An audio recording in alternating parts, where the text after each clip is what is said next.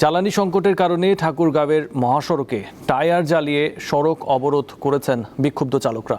গতকাল সন্ধ্যায় সদর উপজেলার ভুল্লি কচুবাড়ি এলাকায় ঠাকুরগাঁও পঞ্চগড় মহাসড়কে রাস্তা অবরোধ করেন তারা। চালকদের অভিযোগ, তারা গত 3 দিন ধরে কোনো ধরনের জ্বালানি পাচ্ছেন না। এতে তারা বাধ্য হয়ে সড়কে নেমে অবরোধ কর্মসূচি পালন করেন। খবর পেয়ে জেলা প্রশাসনের নির্বাহী ম্যাজিস্ট্রেট ও পুলিশ ঘটনাস্থলে গিয়ে পরিস্থিতি নিয়ন্ত্রণে আনে।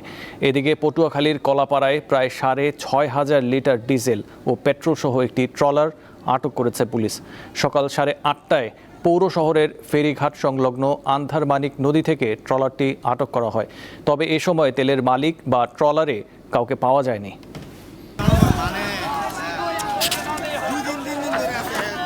দর্শক, জ্বালানি তেলের সরবরাহ পরিস্থিতি জানাতে রাজধানীর তেজগাঁও থেকে যুক্ত হচ্ছেন সহকর্মী দিলশাদ আনী।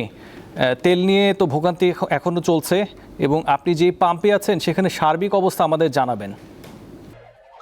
আগের মতোই clean. Berger easy clean fresh, দেয়ালে দাগ থাকবে না, রাখবে সুরভিত।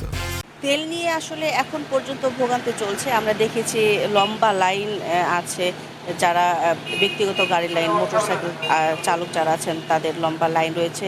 কিন্তু বেশিরভাগ যে পেট্রোল পাম্প যেগুলো আছে সেগুলোর মধ্যে কিন্তু বেশিরভাগ জায়গাতেই তারা তেল সরবরাহ করতে পারছে না, কারণ তারা পর্যাপ্ত পাচ্ছেন না। তাদের ফিলিং স্টেশন কর্তৃপক্ষ যারা আছেন তারা বলেছেন যে তাদের যে চাহিদা সেই তুলনায় অনেক কম পাচ্ছেন। সুতরাং তারা যারা আসছেন তেল দিতে, গ্রাহক যারা আসছেন তাদেরকেও তাদেরকে তেল সরবরাহ করতে পারছে না। তো আমি আজকে যে ফিলিং স্টেশনে আছি আপনাদেরকে দেখাতে চাই যে অনেকেই আছেন যারা মোটরসাইকেল চালক আরোহী যারা আছেন অথবা ব্যক্তিগত গাড়ি চালক যারা আছেন, তারা অনেকেই আসলে এখন যে অবস্থা চলছে তারা অনেক সময় বিশ্বাস করতে চায় না যে আসলেই তেল আছে কি নেই।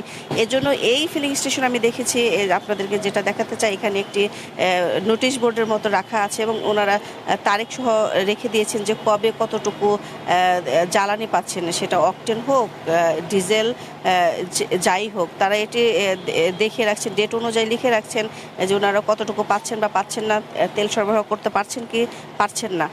এখানে আমরা যেটা আপনাদেরকে দেখাতে চাই যে আজকে 2 তারিখ, এখন পর্যন্ত তারা যে সরবরাহ করা তেল দিতে পারছেন না এবং এখন পর্যন্ত তারা আসলে পায়নি। তাদের ফিলিং স্টেশনের যে দায়িত্বরত যারা আছেন তারা জানিয়েছেন তাদের তেলের যে গাড়ি সেটি ডিপোতে গিয়েছে, ওখান থেকে যখন ফিরবে ফিলিং স্টেশনে পৌঁছাবে, এরপর আনলোড করার পর তারা তেল যারা আছেন, গ্রাহক যারা আছেন তাদেরকে সরবরাহ করতে পারবেন। তো এই যে এখন যে লাইনগুলো দেখতে পাচ্ছেন এগুলো কিন্তু অকটেনের লাইন না।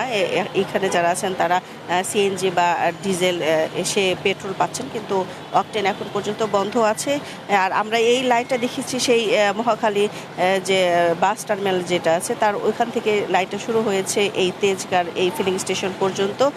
কিন্তু মোটরসাইকেল আরোহী যারা আসছেন তাদেরকে বাইরে থেকে বলে দেওয়া হচ্ছে, যারা তেল নিতে আগ্রহী, সেটা মোটরসাইকেল হোক বা অন্য কোনো গাড়ি হোক, তাদেরকে জানিয়ে দেওয়া হচ্ছে। এখানে যারা দায়িত্বরত আছেন, যারা স্টাফ যারা আছেন ফিলিং স্টেশনে, তারা তাদেরকে বলে দিচ্ছেন যে তাদের এখানে এখন পর্যন্ত তেল আসেনি, এই এখন পর্যন্ত তারা তেল পাননি ডিপো থেকে। তো তেল পাওয়া মাত্রই তারা সরবরাহ করতে পারবেন। আমরা কথা বলেছি, এখানকার যিনি ম্যানেজার আছেন তিনি জানিয়েছেন তাদের পৌঁছতে হয়তো 12টা কিংবা 1টা বাজতে পারে। তাদের রাস্তায় আছে, তারা তাদের তেলের গাড়ি আসলেই তারপর তারা তেল সরবরাহ করতে পারবেন।